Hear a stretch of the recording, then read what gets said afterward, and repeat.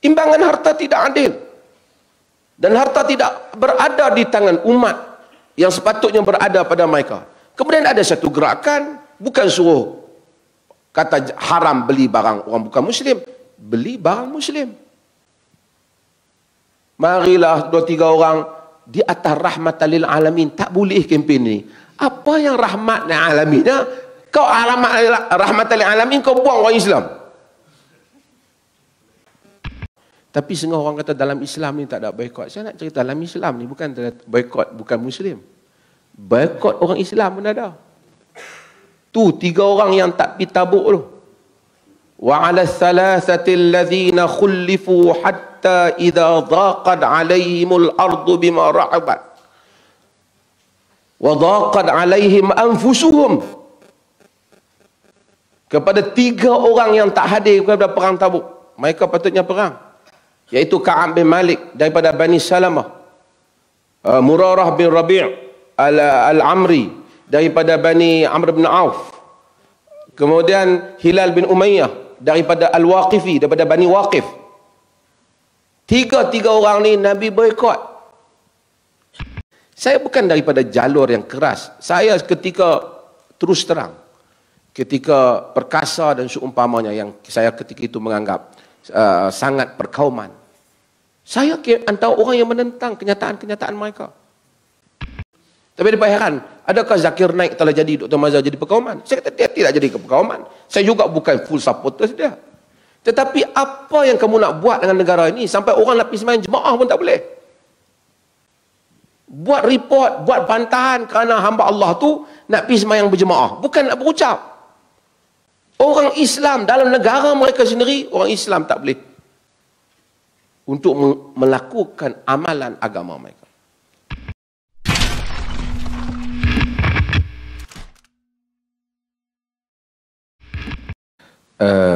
Saya tak mau bagi ada non-Muslim salah faham terhadap, kerana malam ni tinggi saya tengok yang tonton ni.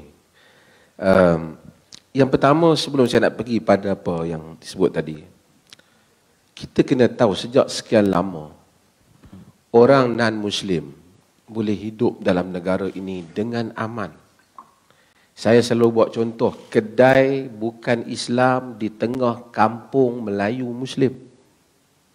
Kaya raya kedai tu.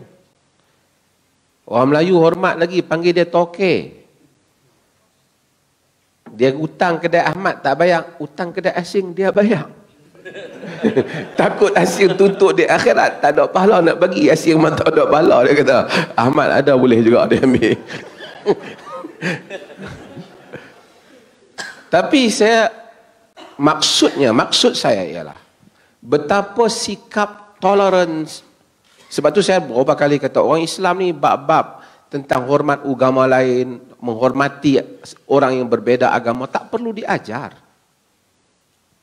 Tidak perlu diajar. Kerana itu memang ada dalam pengetahuan. Tidak ada satu pun orang Islam yang kata orang lain boleh dipaksa untuk menerima agama Islam.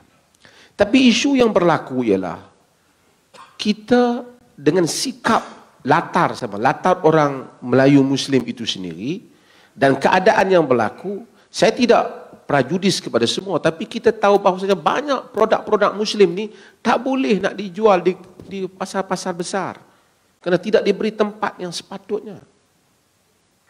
Maka tanggungjawab kita untuk tolong dia sebagai saudara Muslim. Saya selalu teringat kepada satu kisah apabila Syekh Sulaiman Ashqar cerita tentang satu orang Palestin, ketika orang minta collection kepada dia untuk orang-orang yang duduk di perkhemahan kerana susah supaya dia bantu. Dia toki kedai, dia tak mau tolong. Dia kata itu dia, bukan khas saya. Tapi dia kata kemudian saya melawat dia 10 tahun kemudian ke tempat itu, saya tengok orang yang tak mau bantu tu dia pun duduk di camp itu. Maka saya selalu ingat, ketika kita hari ini tak mau tolong kerana kita selesa, saya tak perlu. Ini sebahagian ni. Oh, dia kata dalam Islam, Nabi tak pernah pun kempen produk Muslim. Dulu tengok rahmatan apa tahu bila pula kau jadi salafi sempit ni.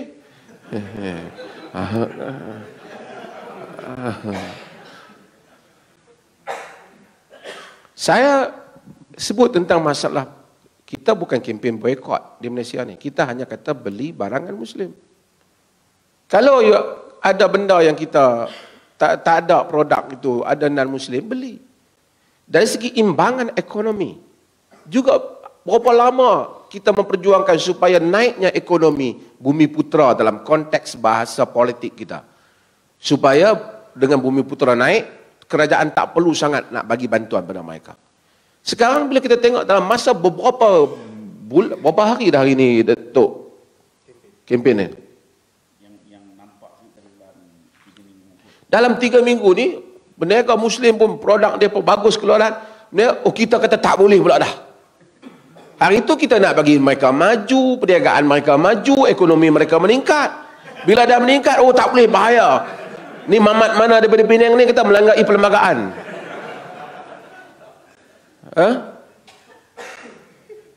Seketika kita nak bagi, kalau sekiranya orang Islam majoriti negara ini ekonomi dia bagus,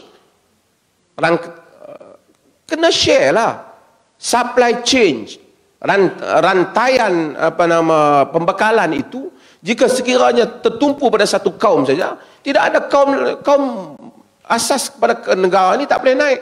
Selama itu mereka akan minta bantuan daripada kerajaan, kemudian kita bising.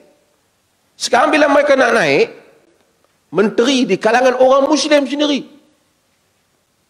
ada duk kata tak patutlah apa. Orang tak sebut perkataan boikot, dia sebut boikot. Duk kata berhenti boikot. Dia sebenarnya dia nak kata dia tak berani berhenti beli barang Muslim. Itu dia nak kata, tapi dia kata yang tu dia demam banyak lah. Dia dah ada pun demam dah. Jadi dia tak kata yang tu. Dia tak apa saya kata.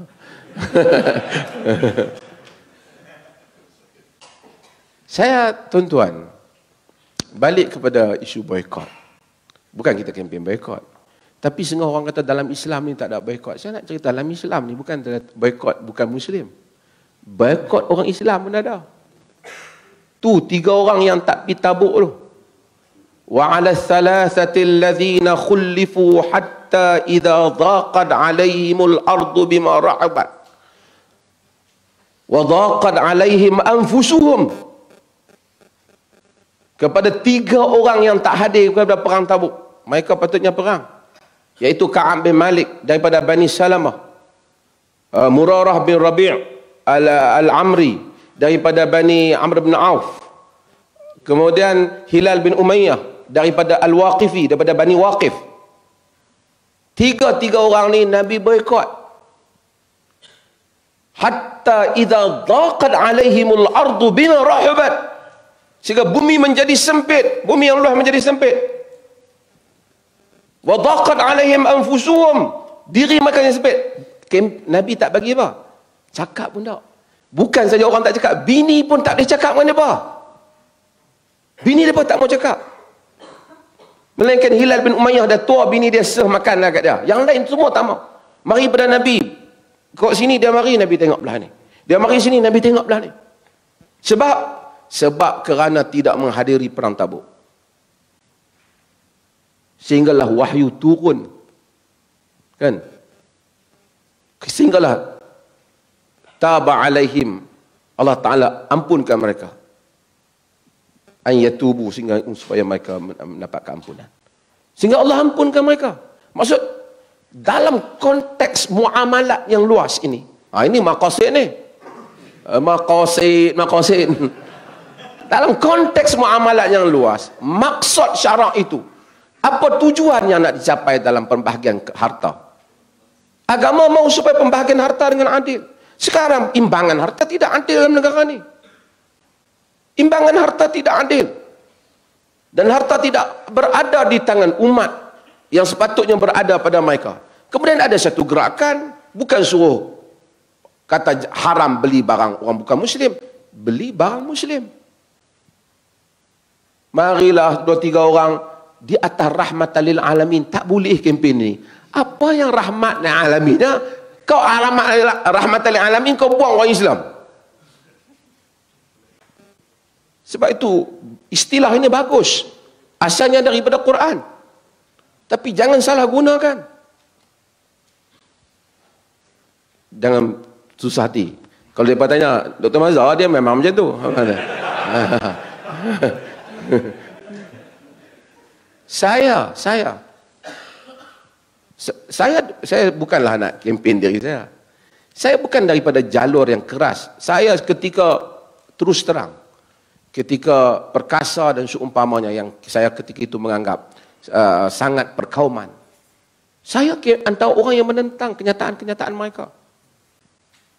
Isu-isu ramai pemimpin DAP, mereka baik dengan saya. Sebab mereka menganggap saya sebagai suara yang sederhana, yang tidak perkauman. Tapi dia heran, adakah Zakir Naik telah jadi Dr. Mazhar jadi perkauman? Saya kata dia tidak jadi perkauman. Saya juga bukan full supporters dia. Tetapi apa yang kamu nak buat dengan negara ini sampai orang nak pergi sembahyang jemaah pun tak boleh? Buat report, buat bantahan kerana hamba Allah tu nak pergi sembahyang berjemaah, bukan nak berucap. Orang Islam dalam negara mereka sendiri, orang Islam tak boleh untuk melakukan amalan agama mereka. Saya kata hatta istilah Melayu dalam negara ini bukanlah terlalu perkauman. Saya tidak setuju dengan perkauman. Tapi saya kata ketika kemerdekaan, begitu luas kalimat Melayu itu. Melayu apa dia kemerdekaan? Apa dia Melayu? Makan mie rebus? Bukan. Apa Melayu? Melayu itu ialah seorang Islam, orang yang beragama Islam, melazimi adat istiadat Melayu dan berbahasa dengan bahasa Melayu.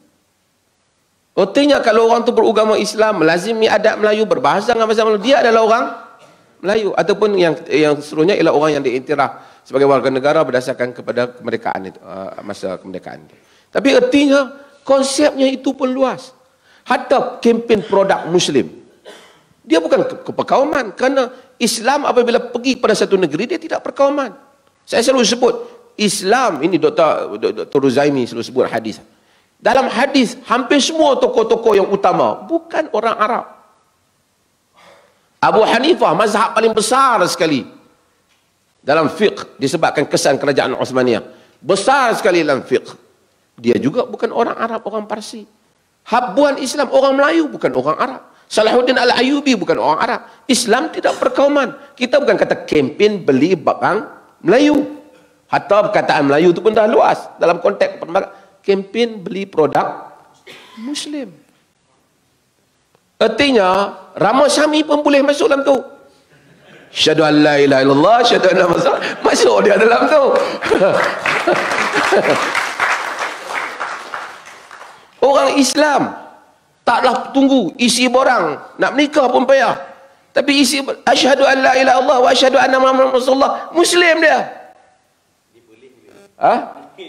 Nak menikah? Menikah boleh. Bila-bila hello. Okey. So ini keluasan dalam isu ni. Sebab itu saya kata tidak patut ada satu orang Melayu Muslim yang tiba-tiba tak setuju dengan kempen beli barang Muslim. Tak patut. Kalau ada, kita kena tanda di dahi dia. Lain kali kita jangan sokong dia. Dia kena masuk macam yang tak hadir dalam perang Tabuk 3 orang tadi. Terima kasih banyak. InsyaAllah.